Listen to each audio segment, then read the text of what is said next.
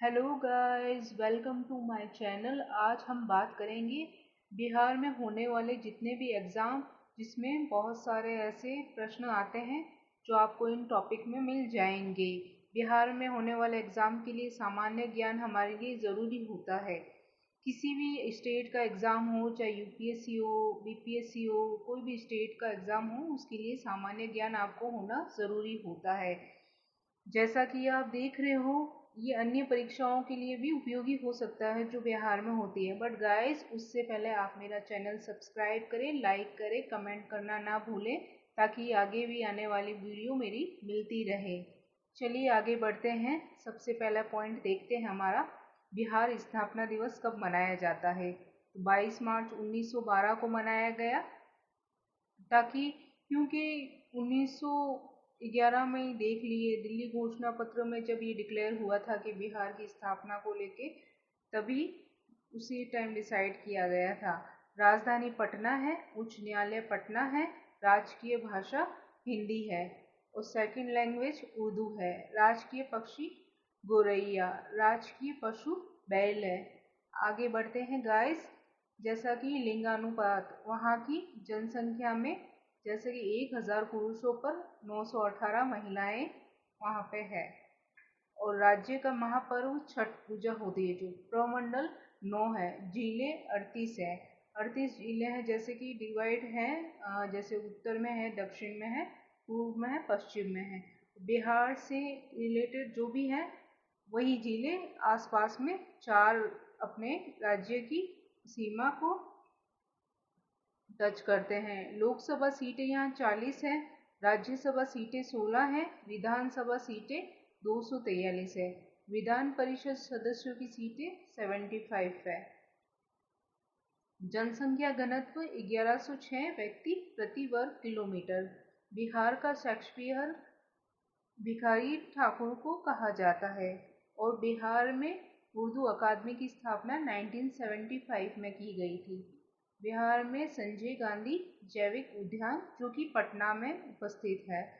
वहीं भागलपुर मंडल में कितने झीलें हैं, तो वो है हमारे 2 झीलें, भागलपुर और बांका। बिहार में अधिकतम साक्षर तो कौन है, शहरी पुरुष सर्वाधिक है वहाँ पे। पटना उच्च न्यायालय की स्थापना 1916 में हुई थी। जैसे कि सभी स्टेट में होता है, अपना एक उच्च न्यायालय होता है, ताकि जल्दी से जल्दी कार्रवाई हो सके और सुप्रीम कोर्ट पे थोड़ा कम बोझ आए। बिहार में गैर कृषि योग्य भूमि बांका में है। और नालंदा विश्वविद्यालय की स्थापना गुप्त वंश के शासक कुमारगुप्त प्रथम ने की। बिहार में लोकसभा में सीटों की संख्या एससी के लिए आरक्षित है 6। विधानसभा में एससी के लिए आरक्षित सीटें हैं 40। बिहार राज्य किस किस स्टेट से सीमाएं लगाता है, पश्चिम बंगाल से है, यूपी से, नेपाल से और झारखंड से।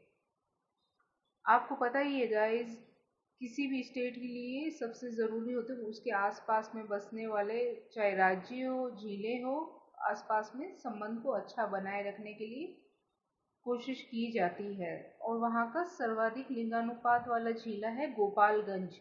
न्यूनतम लिंगानुपात वाला जिला है मुंगेर और भागलपुर। सर्वाधिक जनसंख्या घनत्व वाला जिला कैमूर। सबसे बड़ा जिला क्षेत्रफल में है पश्चिम चंपारण। सबसे छोटा जिला क्षेत्रफल में है शिवहर। सर्वाधिक जनसंख्या वाला जिला है पटना। कम जनसंख्या वाला जिला है शिवहर। आगे बढ़ते हैं गाइस। पटना, और आपको पता ही ये सबसे बड़ा नगर में आता है। और जैसा कि आपको सबको पहले ही पता होगा कि एंशियंट टाइम में और उसके बाद मिडाइवल में कुछ चेंजेस हर स्टेट में होते गए हैं। पहले स्टेट नहीं होता था, जैसे महाजनपद भी थे, 16 महाजनपद में बिहार के लिए मगध यूज किया गया था। और अशोक वहाँ का सम्राट हुआ था, चंद्रगुप्त मौर्य, ये आपने सब सुना ही होगा। कुल साक्षरता दर है 61.80%। पुरुष साक्षरता दर है 71.20। महिला साक्षरता दर है 51.5। सर्वाधिक साक्षरता वाला जिला है रोहतास। न्यूनतम साक्षरता दर जिला है पूर्णिया। सबसे बड़ी सिंचाई परियोजना गंडक परियोजना। और सर्वाधिक ठंडा झीला कौन सा है हमारा? गया। गया में आपने देखा होगा बहुत सारी बुद्ध की मूर्तियाँ भी वहाँ पे हैं। मैंने सुना है बहुत अच्छा है। मैं भी सोच रही हूँ आगे जाने का। सर्वाधिक गर्म जिला गया है और सर्वाधिक वर्षा वाला जिला किशनगंज है। तो सबसे कम वर्षा वाला जिला औरंगाबाद है। मूल रूप से बिहार शब्द का अर्थ क्या था गाइस? बौद्ध मठ। मगध का सर्वप्रथम उल्लेख कहाँ मिलता है? अर्थवेद में। मगध की प्रारंभिक राजधानी गिरिव्रज राजगढ़। पाटलिपुत्र के संस्थापक उदयन। नंद वंश के पश्चात मगध पर शासन किसने किया था? मौर्य वंश का। घनानंद के समकालीन कौन था? सिकंदर। जैसा कि आपने सुना ही होगा, जब मगध के लिए आक्रमण करने की तैयारी की जा रही थी तो सिकंदर के जो भी सेना थे वो बोले थे हमें उस पार नहीं जाना है, क्योंकि मगध में हाथियों की बड़ी सेना, उनके मतलब हाथी बहुत सारे उनके पास अवेलेबल थे। तो उनको पता तो नहीं था, बट उनको ये था कि कोई बड़ा सा ऐसा मतलब है जिससे वो डर के मारे आगे बढ़ने के लिए कतरा रहे थे। आगे बढ़ते हैं गाइस। मगध में मौर्य वंश के शासन की स्थापना चंद्रगुप्त मौर्य ने की। पाल वंश का संस्थापक कौन था? गोपाल। पटना शहर किसने बसाया? शेरशाह ने। बंगाल के नवाब मीर कासिम ने राजधानी बनाया मुंगेर को। वहाबी आंदोलन का केंद्र कौन सा था? पटना। 1830 के दशक में। 1857 की क्रांति के बारे में तो सबने ही सुना होगा, जिसमें बिहार में भी क्रांतिकारियों के नेता हुए थे बाबू कुंवर सिंह। देन देखते हैं हम गाइस बिहार के प्रमुख लोकनाट्य और प्रमुख लोकगीत। जैसा कि लोकनाट्य में है पहला बुकली बंका, कीर्तनिया, सामा चेकवा, डोम कच्छ, जट जाटिन, विदेशिया। प्रमुख लोकगीत है पूर्वी, लगनी, पर्व गीत, दीना भदारी, बिजमेल। फिर आते हैं बिहार की प्रमुख नदियों के बारे में बताते हैं। जैसा कि आपको पता है भारत की सबसे लंबी नदी गंगा नदी है, जो बिहार से भी होके बहती है। और आपको पता ही है बिहार की प्रमुख नदियों में कमला है, बागमती है, महानंदा है, फल्गु है, पुनपुन है, अजय, कोशी, सोन, सरयू। कोशी को बिहार का शोक भी कहा जाता है, क्योंकि इससे आने वाली हर साल बाढ़ काफी सारा बिहार में नुकसान करती है। बिहार में प्रमुख पाए जाने वाले खनिज, खनिज में और प्राप्ति के स्थान कहाँ कहाँ मिलते हैं? कोयला है जो कि औरंगाबाद में, यूरेनियम गया में, लिथियम गया में, सोना जमुई में, टिन गया और देवराज में, डोलेमाइट रोहतास में। फिर उसके बाद बिहार में सोशलिस्ट पार्टी के संस्थापक कौन हुए थे? जय प्रकाश नारायण। बिहार उड़ीसा का विभाजन कब हुआ था? 1936 में। चंपारण नील आंदोलन के राष्ट्रीय नेता कौन थे? महात्मा गांधी। जैसा कि सबको पता है महात्मा गांधी 9 जनवरी 1915 को भारत आए थे। फिर उन्होंने चंपारण के दौरान वहाँ बिहार गए थे और वहाँ का दौरा किया था। 1917 में चंपारण नील आंदोलन हुआ था। बिहार में आने वाला पहला अंग्रेज यात्री रॉल्फ फिच। बिहार राज्य में जलोढ़ मिट्टी जो कि 90% पाई जाती है। ये बहुत उपजाऊ मिट्टी होती है, कृषि के लिए बहुत उपयोगी होती है। वहाँ का मुख्य भोजन क्या है? चावल।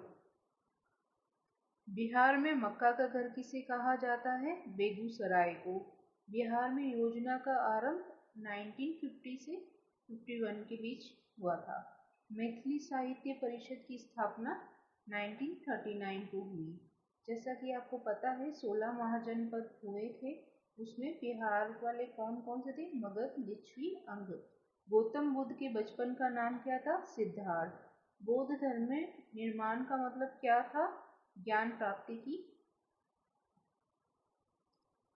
जैन धर्म में तीर्थंकर हुए थे 24वें तीर्थंकर महावीर स्वामी थे। महावीर स्वामी का जन्म वैशाली के कुंडग्राम में हुआ था। जैन धर्म में नैतिक आचरण के लिए 5 महाव्रत बताए गए हैं, जिसमें सबसे पहला है सत्य, अहिंसा, अक्षय, अपरिग्रह, ब्रह्मचर्य। गाइस, ये हमारे जीवन में भी उतारने के लिए बहुत ज़रूरी है। सत्य सबसे पहले आपके जीवन का पड़ाव होता है। हमें क्यों किसी चीज़ के लिए जो जबरदस्ती झूठ बोलना पड़ता है। कोशिश करें कम से कम ऐसे फेज आए आपकी लाइफ में जब आपको झूठ बोलना ना पड़े।